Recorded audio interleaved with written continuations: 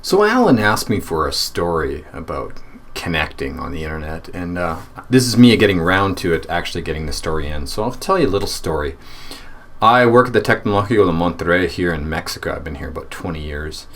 And about 3 years or so ago, we had this conference, and David Garza came, one of our head administrators, and talked about flipped learning. And I was in this phase where I was looking for something more interesting to do in my classes.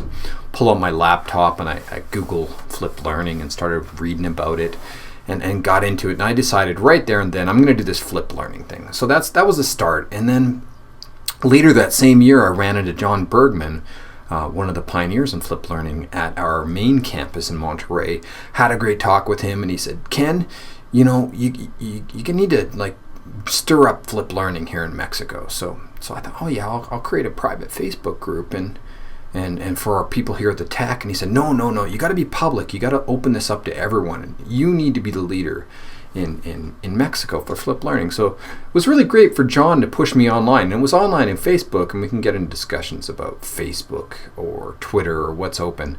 But John pushed me to go online. That was great. Later that next year, I met Brian Bennett. Brian Bennett's on the board of directors for Flipped Learning Network. At that time, he was working for TechSmith, the people creating Camtasia. Had a great conversation with him.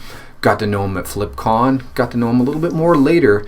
And then when I was struggling how to make another change to my class, because I do this every January, I always need to flip things up in my classes and stir the pot. I was thinking, I want to go back to more open on my courses. And I remember Brian making a post about using WordPress for his courses and making it more open as opposed to a standard LMS. So Brian said, hey, you got to check out what these guys are doing. Alan Levine and Jim Groom and Brian Lamb and all of these people are doing some cool stuff. So I started looking at what they're doing. And so I looked at DS106 and all that work, but I also really drew to Brian Lamb and Alan Levine's course at Thompson Rivers University, the U Show project. So I saw what they were doing, and it was just great, and I said, this is what I'm going to do. So I went out, did the feed WordPress, got that all set up. Alan Levine just does massive amounts of sharing. I love the way Alan shares because he doesn't just share what he does, he shares how he does it, and he shares why he does it. To me, that's really important. I wish I could. Well, I can. I strive to share as much as that. So it was great to see what they're doing, but after that, what happened is I followed their work and I implemented their work, and Alan noticed that I was implementing something similar to them. We're having conversations online, and then I think because of this connection and connections that we had in common, Alan reached out to me last spring during Easter week. I was in the beach and says, hey, I think we might be heading down to Guadalajara to do a project.